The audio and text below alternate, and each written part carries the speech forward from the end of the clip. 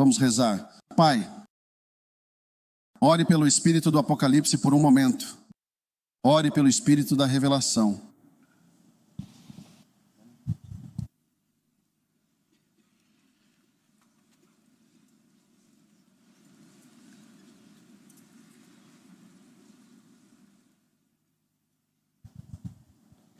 Pai, somos muito gratos.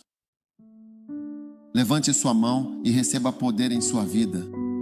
Pai amado, muito obrigado pelas maravilhosas mudanças que estão acontecendo em nossas vidas. Obrigado pela sua imensa graça e infinita misericórdia. Em nome de Jesus Cristo. Amém.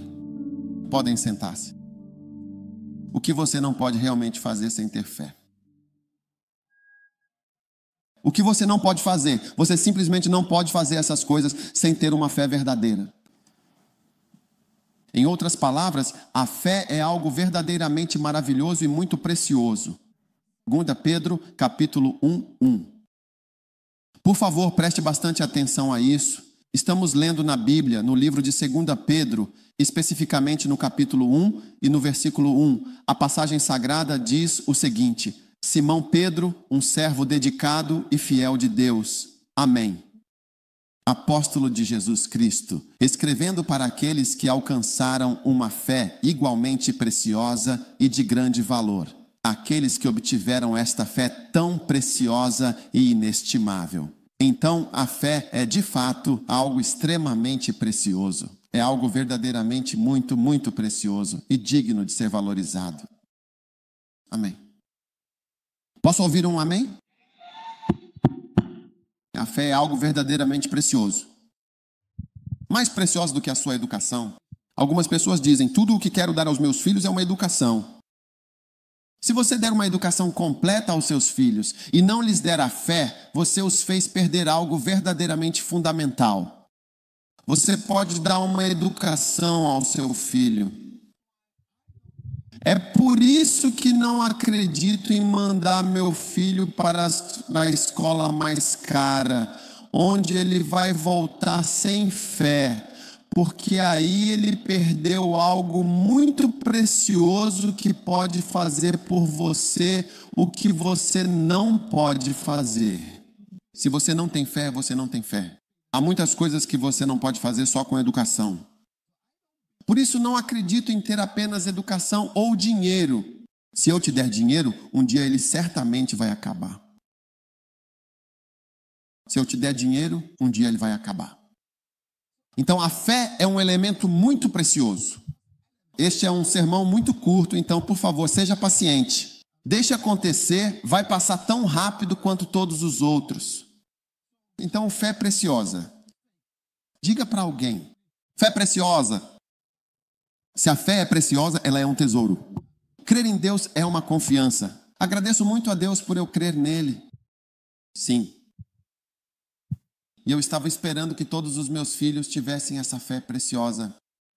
E eu disse à minha querida esposa quando éramos bem mais jovens, se eu morresse antes dela, por favor, não levasse os meus filhos para a escola no exterior. E você ouve atentamente os testemunhos. Você vê claramente se Cristo não tivesse intervindo de forma alguma. Onde está o jovem? Ele disse que tinha 17 anos. E onde ele está? Laor. O que é? Esse é o nome dele, lá ou lá? Ele disse por mim. Sim, esse rapaz. Quantos anos você tem agora? Tenho 21 anos, Senhor. 21. Ele não sabia de absolutamente nada, porque às 16 horas já estava em casa. Então, se ele não encontrou esta fé preciosa, então a fé é algo precioso. E a fé em Deus, acreditar em Deus, é o que a Europa jogou fora. Nós temos educação, ciência, conhecimento, isso, aquilo, mas a fé ficou de fora. Verdade ou não é verdade? Verdade. Sente-se. Então, por favor, olhe agora para 2 Pedro capítulo 1, versículo 1. Esse é um versículo lindo. Que obtiveram fé igualmente preciosa, sublinhando fé preciosa. Fé preciosa. É algo precioso de se ter. Eu não gostaria que você ficasse sem esse elemento precioso. Você pode não ter diamantes, mas se você realmente tem fé, Há tantas coisas maravilhosas que se abrem para você agora, neste exato momento. Muito bem, então agradeça a Deus por você ser um crente. Eu prefiro ser um homem pobre na África que tem fé do que ser um homem rico na América que não tem fé. Porque seja o que for que você faça nesta vida, Donald Trump e todos os milionários do mundo, quero dizer, quantos anos tem Donald Trump? Talvez 70. São alguns anos e acabou. Toda a sua riqueza e tudo o que você possui perde o valor, deixa de ter qualquer utilidade para você. Você pode até contar os meses e tudo, absolutamente tudo terminará, não importa quem você seja ou qual seja a sua condição. Então agradeça profundamente a Deus pela fé que lhe foi concedida. Crer verdadeiramente em Deus e acreditar firmemente em seus mandamentos é algo grandioso e de imenso valor que você encontrou em sua vida. É uma fé preciosa. E Pedro disse: estou escrevendo para pessoas que obtiveram essa fé preciosa que eu tenho, uma fé verdadeiramente valiosa e de grande importância. Estou escrevendo para pessoas que são como eu e obtiveram esses elementos preciosos que muitas pessoas não têm. Então, quando você vê os alunos, onde fica Haywood? Haywood deveria vir até mim. Pastor de 20 anos, você vê estando aqui porque ele tem fé. Ele é diferente de um jovem normal de 20 anos para um jovem de 20 ou 19 anos cheio de fé. É como alguém. Sabe, eu ouvi alguém se gabando e dizendo, com o dinheiro que tenho no bolso, eu posso comprar esse carro. Eu pensei comigo mesmo, posso comprar? Você está se gabando das coisas erradas. Sim. Veja bem, e você deveria realmente ver o tipo de poder que está em jogo aqui. Você pensaria que é uma avó, um avô, um professor de escola ou algum outro veterano com autoridade e experiência que está controlando este lugar.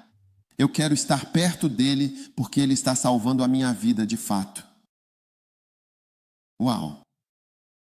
Como se o pai ou a mãe fosse, na verdade, mais novo que o menino. Então a fé faz de você uma pessoa verdadeiramente preciosa. Isso faz com que você tenha algo muito, muito valioso.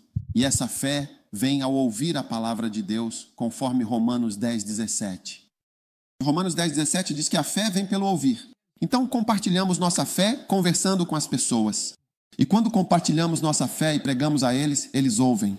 E então eles também começam a ter uma fé profunda e inabalável em Deus. Lindo! Então, meus queridos irmãos e irmãs, Jesus vem até nós em sua infinita graça e amor para nos guiar e abençoar. E aqui estamos nós vivendo deste lado. Nunca o vimos antes, nunca, mas nós o estamos seguindo. Bem-aventurados são verdadeiramente aqueles que não viram e ainda assim com profunda fé creram. Amém. Número 1. Vai passar muito rápido. Você não pode ser salvo sem fé. Você não pode ser salvo verdadeiramente sem ter fé em Deus, nosso Senhor e Salvador. Amém. Uau! Efésios, o capítulo 2, no versículo 8, nos diz claramente para a nossa compreensão.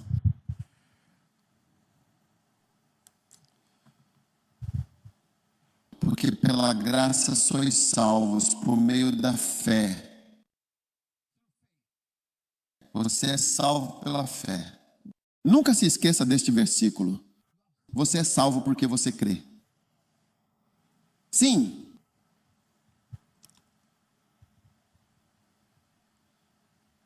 Você não é salvo porque faz parte do NPP ou do NDC, ou porque faz parte de um partido conservador ou do partido republicano. Você não está seguro porque tem dinheiro ou tem um passaporte deste ou daquele país. Você é salvo por causa da sua fé. Então, se você tem um filho ou é uma criança e não é uma pessoa de crenças fortes, se não acredita em Deus, você não pode ser salvo. E de que adianta tudo o que você tem? É uma pena que alguns pais até briguem com seus filhos quando eles começam a ir à igreja. Como era a criança antes de ter fé? Como era a criança antes de ter fé? Agora a criança está tendo fé e ouvindo mais, e você está dizendo que a criança está ficando viciada.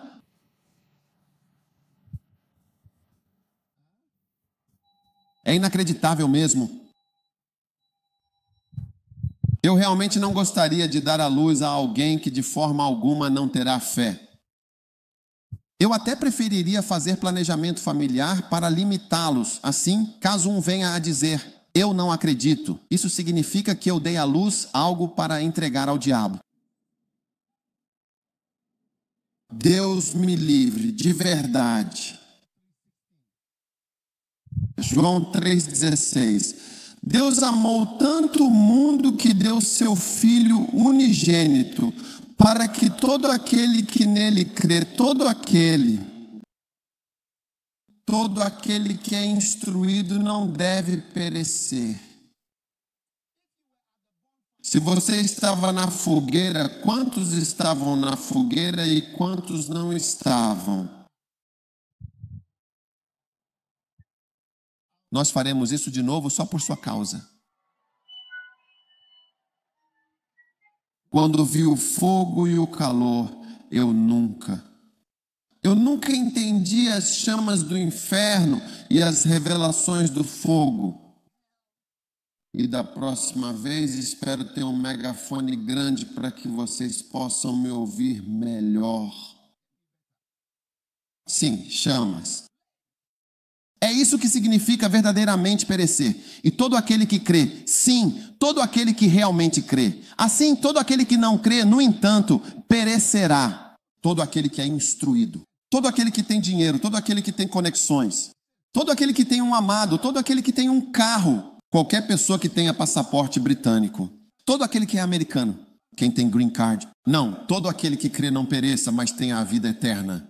Versículo 17. Deus não disse que estava vendendo para o mundo, para condenar o mundo. Não. Mas para que o mundo fosse salvo por ele.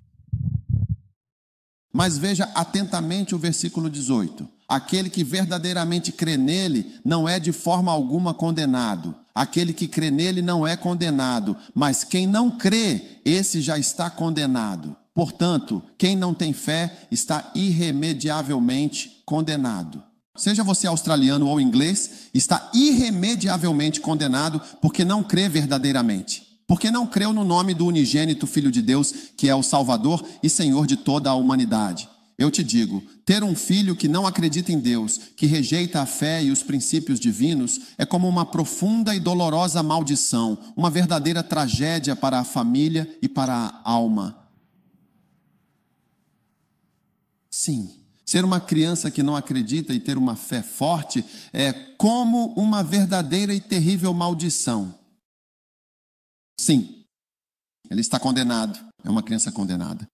É uma pessoa que foi condenada. Não há absolutamente nenhuma esperança quando o juiz está prestes a dar o seu veredito final. Culpado ou inocente? Todos estão esperando. Vai ser culpado ou inocente? Se for considerado culpado, então isso significa que está condenado. Se for inocente, como Michael Jackson, quando disseram que ele era inocente, então ele foi à igreja. Ele foi a uma igreja, apareceu de pijama em uma das sessões para mostrar ao juiz que não estava se sentindo bem de saúde. Inocente.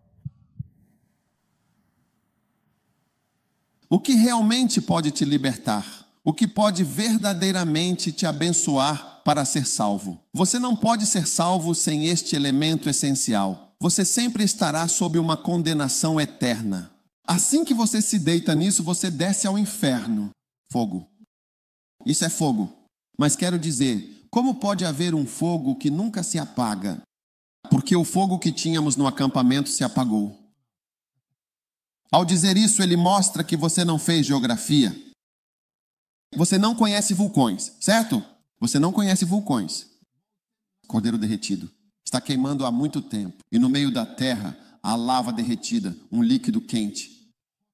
Recentemente assisti a um documentário sobre vulcões. Vulcão cobriu uma cidade inteira. Eles estavam todos dormindo a noite toda. Todos na cidade. A cidade inteira estava coberta. Tantos milhares de pessoas. Este vulcão surgiu por volta da meia-noite, um momento em que todos estavam profundamente dormindo. Aos 9 ou 10 anos de idade, o próprio autor deste documentário veio a falecer. Mais vulcões. Sim. O cara que estava fazendo o documentário chegou bem perto para filmar um deles e a coisa simplesmente veio e o levou de forma abrupta. Então eles fizeram o documentário depois, muito depois que ele já havia se ido completamente. O fogo está queimando, nunca se apagou. Ah, mas se você for, você vai com certeza virar cinzas, sabe?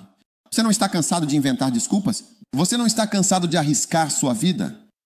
É assim que você dorme. Você não aprende, vai para as provas e reprova. Porque você está acostumado a correr riscos. E você tem reprovado a vida toda correndo riscos sérios. Como você pode fazer uma prova sem estudar essa matéria? Neste ponto você tem estudado e quando vai, as coisas acontecem. Então pare. Se você está arriscando sua prova, não arrisque toda a sua vida. Então a salvação, você não pode ser salvo por si mesmo. Somos salvos pela graça divina. Fé verdadeira. Então, sempre que você vir alguém que não tem exatamente a mesma crença que você deve sempre sentir uma profunda e sincera pena dessa pessoa. Número 2, você não pode se tornar um verdadeiro filho de Deus. João 1:11. Ele veio para o que era seu e os seus não o receberam. Então, número 2, a fé é muito importante. Você não pode se tornar um filho de Deus até que você creia. E a menos que você seja um crente, e a menos que você tenha fé, João 1:11. João 1:12. Mas a todos aqueles que verdadeiramente o receberam em seus corações, ele concedeu-lhes o poder e o direito de serem feitos filhos de Deus, especificamente aqueles que sinceramente creem no seu nome. Então, quando você crê no nome dele, você recebe o poder de ser transferido e se tornar um filho de Deus. Sabe, às vezes há pessoas que talvez não sejam daquela família, talvez sua mãe se case de novo, seu pai se case de novo, aí eles se casam com alguém de outro país e então a pessoa é de outro país. Então ela tem um passaporte ganês. E aí querem tentar fazer com que a nova pessoa que veio se casar os adote, para que se tornem cidadãos. Você entende? Porque é bom, você pode estar por perto. Mas ser chamado de filho, um filho de verdade, significa que você tem a mesma nacionalidade. Então as pessoas lutam por isso. Eu quero ser chamado de seu filho para que eu possa ter isso. Ou querem ser chamados de filhos para poderem herdar e aparecem dizendo, eu também sou um dos filhos. Sim, muitas pessoas, quando o pai morre, outros filhos aparecem dizendo, nós também somos filhos. Verifique seu DNA. Você vai ver que eu sou um. Então, ser um filho de Deus é ser totalmente e verdadeiramente adotado e se tornar um filho amado e legítimo de Deus, em vez de permanecer como um filho do diabo, que é uma condição de separação.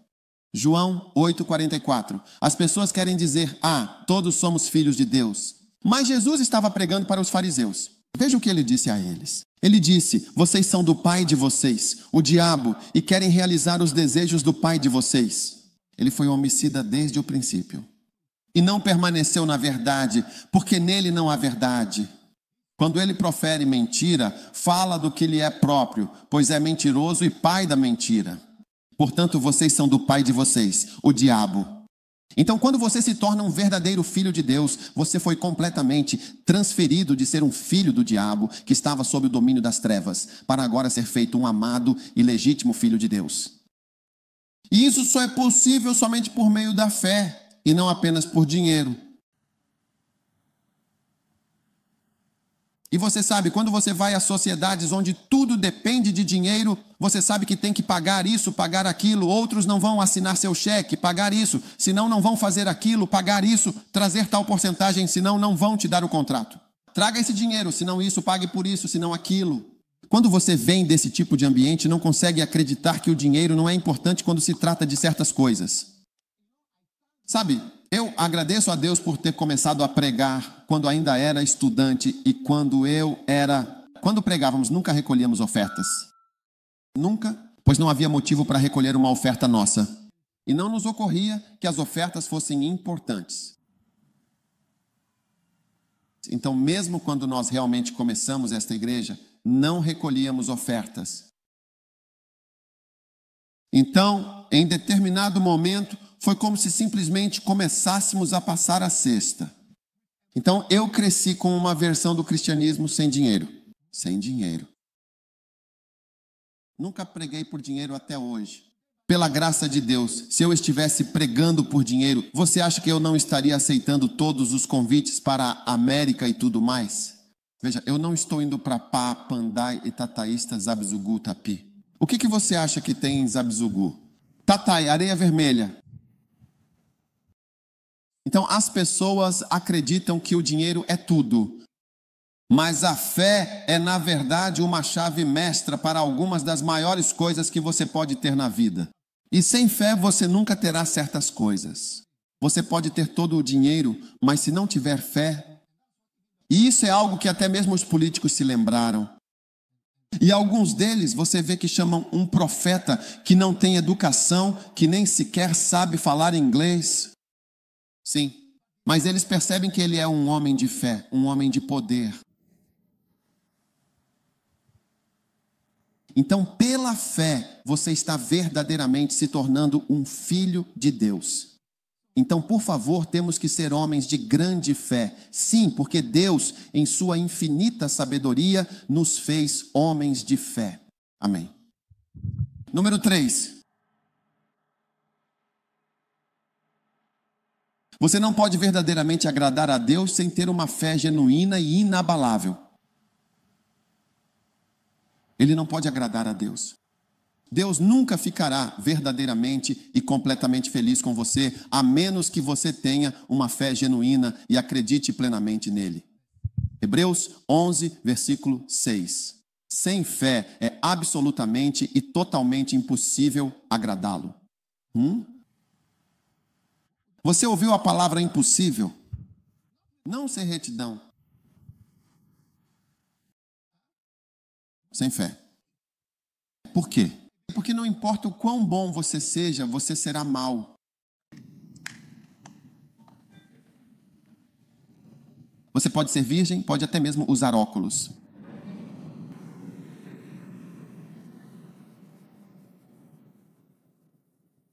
Mas sem fé você não é bom o suficiente. Estou lhe dizendo algumas das pessoas que podem lhe contar todas as coisas que elas não fizeram. Há algumas pessoas sentadas aqui que quando os outros estavam dando seus testemunhos, você pensava consigo mesmo: ei, essas pessoas são ruins. Talvez eu nunca tenha feito todas essas coisas antes. Eu nunca fiz isso antes. Cuidado! Você pode estar completamente cheio de ainda mais demônios de orgulho excessivo, de uma justiça própria inflexível e de um julgamento injusto e precipitado. E, consequentemente, você pode ser muito mais difícil de conviver e consideravelmente mais difícil de suportar. Sim. Já vi algumas pessoas que eram virgens usando óculos de fato. Muito difíceis de conviver. Sim, uma vez o marido dela estava reclamando de algo que o incomodava bastante. E ele disse, de forma bem enfática: não. Porque a esposa estava em algum lugar e ela ia se aproximar. Eu disse: pai, é isso que eu temi a vida toda. Eu não quero que ela se aproxime. Um certo pai chamou o seu filho e disse: filho, eu não tenho absolutamente nada a dizer sobre casamento e sobre muitas coisas neste vasto mundo, mas apenas uma única coisa. Esta é uma história real. Todas as minhas histórias são reais. E ele disse ao filho: não case com uma virgem. Isso é tudo o que vou te dizer. É só isso. Então o filho me disse: esse é o conselho que meu pai deu. É a única coisa que ele nunca disse se teve um bom casamento, um mau casamento. Mas se você pega uma virgem, alguém que foi pura, que conseguiu se manter longe disso, longe daquilo, não pôde fazer isso, não fez aquilo, não fez isso, não fez aquilo. E ela se casou com alguém. E a pessoa está dizendo: eu sinto que a característica ruim que encontrei em casa veio da pessoa, me desculpe dizer, da retidão, porque é realmente difícil conviver com pessoas super corretas, tipo aquelas de óculos, como de costume. Essas pessoas às vezes usam óculos? Não, nem todos eles. Nem todos eles. Mas não se preocupe se você usa óculos. Estou só brincando. É como estudantes de arte. Sempre os provoco porque tenho inveja, sabe? Queria estar aconselhando pessoas a serem estudantes de arte hoje, porque nossos alunos têm mais dinheiro que os de ciências.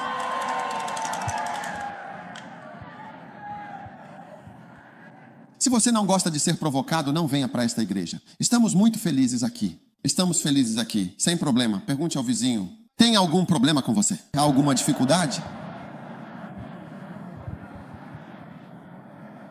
Não. Enquanto a pessoa está sentada. Você está bem? Está tudo bem? Não há problema aqui. Estamos bem aqui. Quando terminarmos, vamos comer, se Deus quiser. Não há estresse aqui.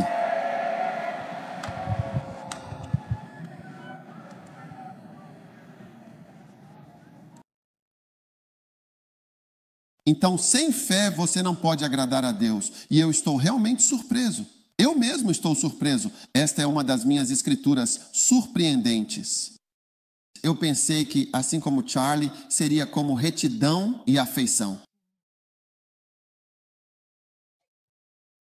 Eu tive um amigo que era muito rigoroso. Qualquer coisa que eu faça de errado é culpa do meu próprio colega de classe. Qualquer coisa que eu faça errado, ele me corrige. Ele me disse, você não sabe falar desse jeito. Ele disse que a maneira como você faz isso não está certa. Uau! Então eu estava com medo dele. Então um dia fui à casa dele. Quando entrei no quarto dele, imediatamente vi. Você consegue ver eu não sei se era uma lareira antiga e imponente, uma penteadeira elegante e bem trabalhada, ou algum tipo de móvel bastante peculiar e interessante. E ele arrumou, 2 centímetros entre o pente e então o permite, mais uns 4 centímetros. Ele organizou tudo com um design e um padrão. Não havia nada fora do lugar no quarto dele. Shari, não vai ser nada fácil morar nesta casa, porque o cara tinha regras muito específicas. Então, enquanto eu estava lá, percebi que, antes mesmo de realmente perceber, já tinha pecado, já tinha feito algo completamente errado. Sim.